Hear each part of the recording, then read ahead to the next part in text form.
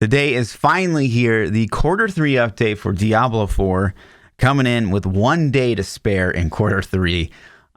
So with this one, we get an update to the skills and the talent system in Diablo 4, as well as a first peek at the sorceress enchantment system. So a lot to sink our teeth into here. Let's get into it. Before we get into like the meat of the skill and the talent tree, I think one of the most promising aspects of this whole post is the very first section, which is talking about the ancestral, demonic, angelic powers. Now, I think most of the community agreed that while ancestral, demonic, angelic powers was a step up from what we saw at BlizzCon 2019, where, it was pretty basic Diablo 3 style itemization, and that the ancestral, demonic, angelic powers were seemingly a step in the right direction, but altogether it was just too simple. And, they go on here to say, quote, just isn't cool enough, which I completely agree with. However, one of the things that they did touch on here is they liked the idea of managing your stats in a meaningful way to hit certain bonus thresholds that then make your items better suited for your play style. Which, if we reflect on ancestral, demonic, angelic powers, yes, those were threshold stats. A lot of items had stats locked behind, angelic, demonic, ancestral power values. And while that on paper seems really not fun, I am curious what they'll come up with here, because to me, like, those systems just didn't really work. But it's hard to say, just based on this sentence alone, what their plan is. We'll just have to see what their next iteration is and give our feedback then. But I think just having that section in here where they say, okay, we realize it's still a little meh, I think is great. I was a little worried after their last post that they're going to kind of go forward with it as it was. And that is not really the message that I think the community sent. So I think this whole section right here is good. It says that like they're still perfecting it, which is fantastic. And then they go on to talk about legendary items, and they want, the power to go back to the character versus the legendary items themselves. To me, this seems a little strange to bring up, because I thought at BlizzCon it was already kind of discussed that, like, okay, no damage mods would be on items themselves. But maybe this is to say that, maybe game-breaking legendary affixes wouldn't necessarily be tied to items, but more tied to your skill tree, which is good. It certainly doesn't feel good when you get one item and all of a sudden you jump up like 5 difficulty levels, like in Diablo 3, or like in Diablo 3 where you're running Torment 1 and then all of a sudden you complete a set and you're ready for T12. That just doesn't make any sense. So I agree with this sentiment, but again, we'll just have to see where this goes to really give it a full review. And then they go on to say, we're currently looking at how to best differentiate our various item qualities. For example, should magic qualities have higher affix stats than rare items? And I know this was like a thing in Diablo 2. You could have a magic quality item, and a magic quality item could have different stat rolls than a rare would for that slot. And then in some cases, a higher stat roll for that specific item slot, which I'm kind of on the fence about. It doesn't feel great to have to wear a magic quality necklace, for example, because say that magic quality necklace has cooldown reduction or something on it. And normally, by nature, rare amulets cannot have cooldown reduction on it. And so you end up wearing like a blue item with basically 2 stats on it, because cooldown reduction is your most important stat, for example. Instead of like a robust, like 4 stat minimum rare necklace that is perfectly rolled for your character, you just go with like a magic item with 2 stats on it that has cooldown reduction. I don't know if that's the best play. But let me know what you guys think in the comment section below. This one I'm kind of on the fence about. I guess we would have to see how it plays out. But I'm definitely all for this discussion, though, because it's silly when, say, legendaries have higher stat affixes than rare items. And then Diablo 3 historically has been just put a legendary item in every slot forehead. And that also feels really, really bad. And rares and magic items in D3 are just obsolete. But then again, at the same time, does it feel good to intentionally gimp yourself on having a lot of stats just because you need to focus on a specific stat and therefore give up affixes on gear because you want to wear a magic necklace, for example? I don't know, but it's interesting nonetheless. And then we sort of get to the meat of the post, where they basically showcase the new skill tree. Now, while on the surface this might seem impressive and certainly seemingly a step in the right direction for Diablo 4, because the meme of the talent twigs of Diablo 4, as we saw at BlizzCon 2018, obviously were super basic, super simplistic. Community hated them. And again, while this looks like, wow, like this is more, it's kind of deceptive. And we'll get into exactly why. So these square nodes are actual skills. So the skills themselves have been put on your skill tree, filling up space. And then the circular nodes are nodes that will improve or change how the skill functions. And then lastly, there's the idea of these passive, these little red ones are passive nodes you unlock to be used down here at the base of your tree. Now, like aesthetically, I like this. Like this looks good. I think that this is kind of cool. And the idea that like you could unlock passives to spec out below, I don't really have a problem with that depending on how they did it. But it's this itself. Like this, you could basically ignore the entire top half of the tree and hear me out. So if you really drill down into a section here, so let's zoom in, if you will. So say player X picks this particular skill to unlock. Well, they go up, right? Like there's not, oh, okay, I really like this skill. Let's branch into like a several different sections and let's get this skill to perform differently, right? It's like, I like this skill, so let's completely spec out this skill.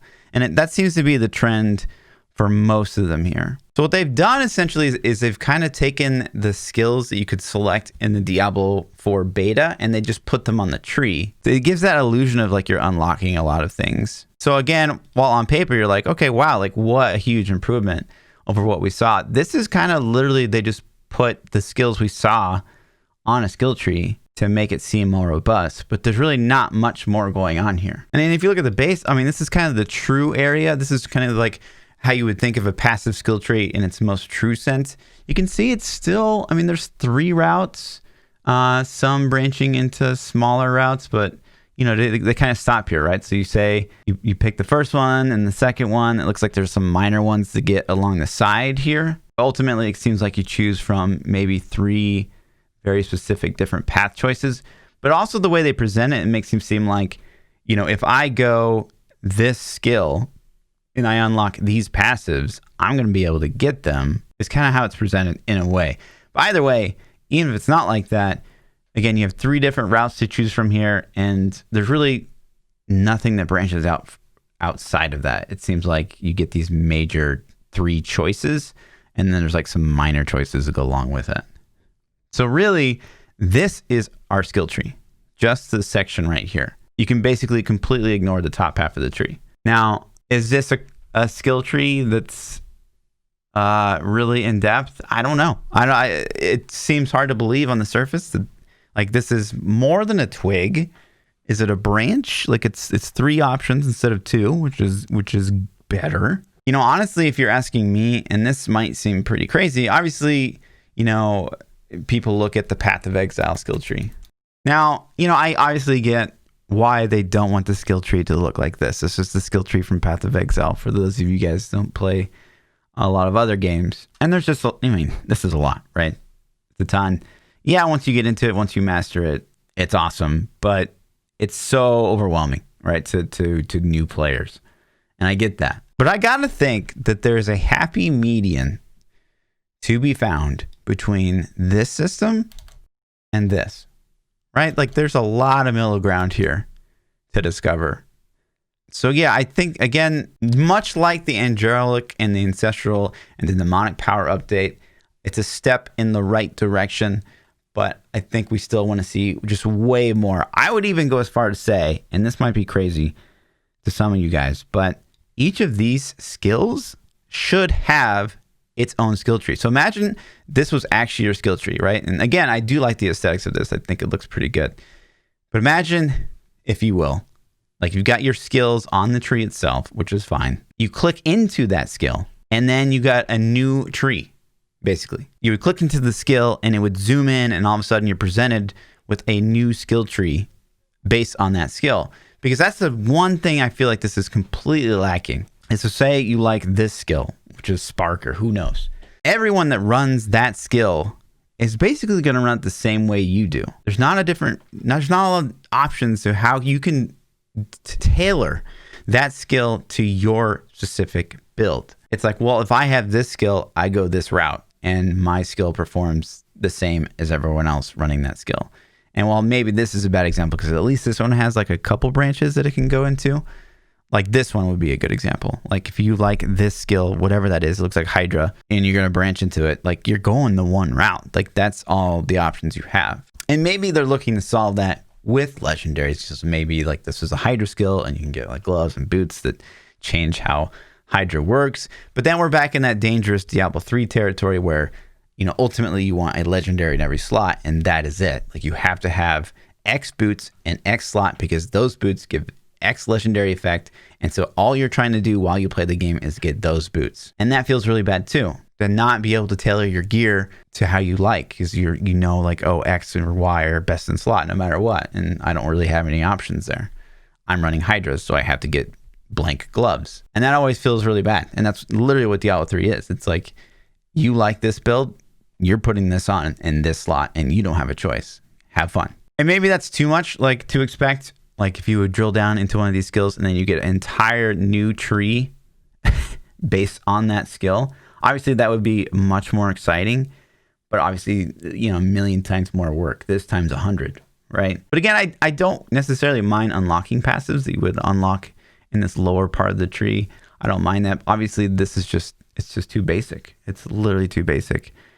And it, you know, time and time again, as we revisit these patch updates, you know, I think it's a lot more dangerous. And I really would love to drive this home with Blizzard. I think it's so much more dangerous to come out with Diablo 4 and it's too simple than you come out with Diablo 4 and it's too much.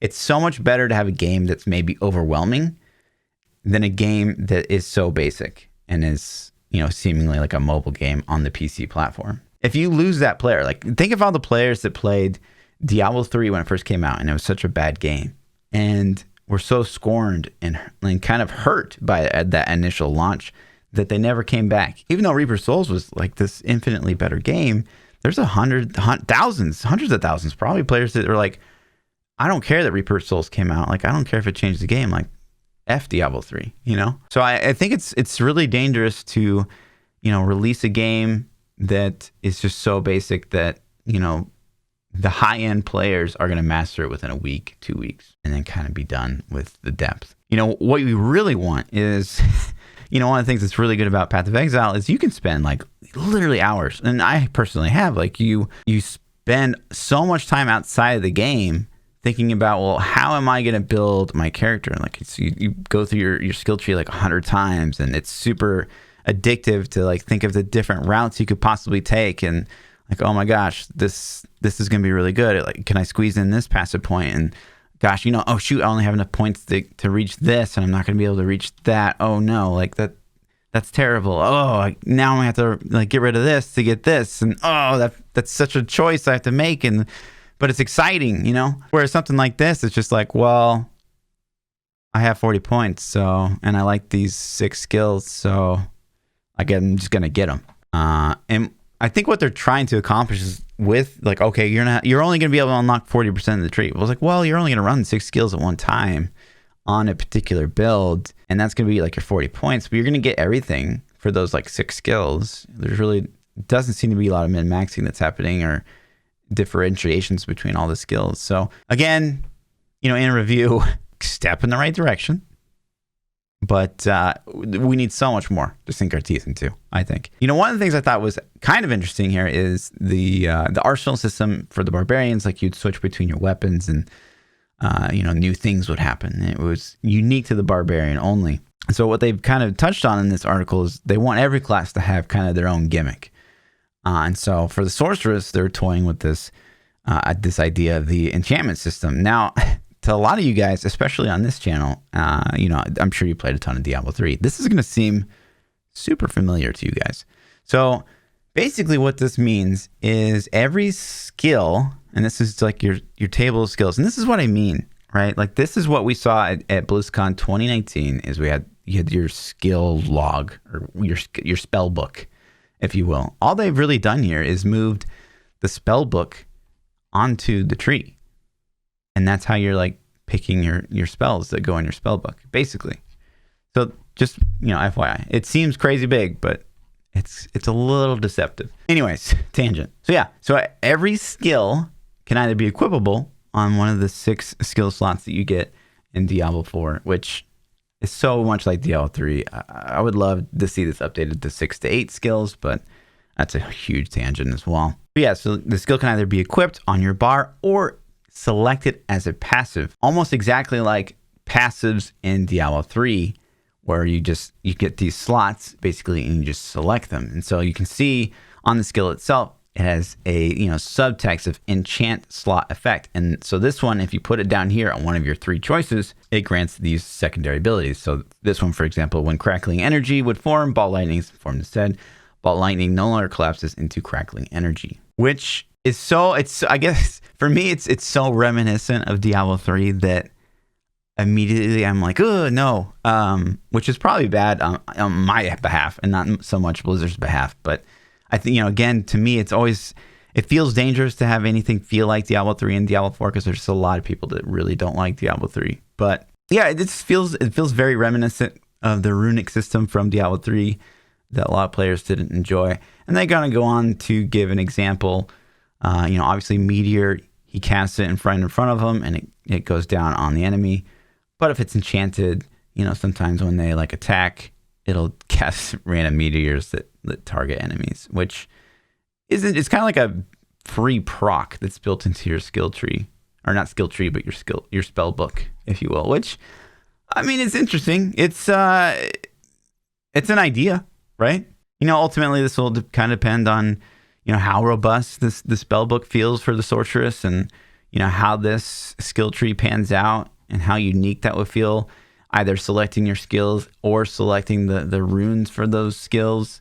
How would that feel? It's a little too early to tell, but, again, at the surface, I'm kind of like, my immediate guttural reaction is, it's just, it's so much like D3. And then lastly, a final little debate here is they say Endgame Progression system. And so you read that title and you're like, oh yeah, let's go. But the text following it is basically to say, they're hard at work at figuring out what the Endgame Progression system will look like. Again, they give their motto, the easy to learn and difficult to master, which I would akin more to, really easy to learn, mediocre to master, historically for Blizzard. And that's not me being toxic. That's literally just, what I've noticed over the time that I've been playing Blizzard games. But I think the important thing to note here is the system is intended to provide more depth and replayability than the Paragon currently offers in Diablo 3. So, we've heard from Blizzard in the past, and at BlizzCon they said, Paragon as we know it will probably be going away. But again, they do want to emphasize that feeling of reward for just logging in. I think that's one of the best things about the Paragon system is that even if you log in for the day and you get 0 upgrades, you still feel like you increased a little bit in power because of Paragon. Now, Paragon Diablo 3 is just terrible. +5 main stat is awful. But I'm confident that some kind of system could be implemented and Blizzard would be the company to do it, to think of something cool that it still instills that feeling of reward for just logging in, but it's not so overpowered that if, people were to say bot the game, which they will, it doesn't give this crazy, advantage to the player competing against other players. But just something to think about. They basically go on and say, future updates, we'll talk more about this. But yeah, obviously overall, like a ton of stuff to sink our teeth into here. Again, we see kind of the overwhelming trend with Diablo 4 updates is baby steps in the right direction. But we just want so much more. And it just feels like the game is, maybe being tailored or customized towards, the more casual side of the spectrum, which I get, right? The Path of Exile demographic versus the Diablo demographic. Those are two entirely conflicting ideals. But I do think there's this huge middle wiggle room that Diablo could get itself into. And so, easy to learn, difficult to master. Let's really embrace that and actually make it difficult to master. So more depth, please. Please, Blizzard, more depth. Still no mention of PvP. And looks like we'll get some itemization updates maybe in Q4, maybe even some endgame progression systems in Q4. So look forward to seeing that. But don't just take what I'm saying, right? What do you guys think? I want to hear it. Comment section below. And by all means, if you don't comment in my comment section on YouTube, like, get on the forums and give your feedback there. If you love it, like, okay, maybe you and I don't see eye to eye, but by all means, post on the forums. This is the best thing I've ever seen, right? Or if you're like me and you just want more, post that. Post away. Give your feedback and let me know as well in the comment section below, please. Sometimes I feel like when I look at these updates that maybe I'm on an island and the game that I want isn't what everybody else wants. I don't know. What do you guys think? Either way, that's going to wrap up this video. Hopefully we'll see multiple Diablo 4 updates in Q4, but based on what we've seen this year, maybe Corona, but there'll probably just be one more this year, which we all want more, but that's the history of Diablo, right? We want more and we don't get it. Anyways, as always, guys, like, subscribe, come over to Twitch, ask your questions. We love you guys. Peace out.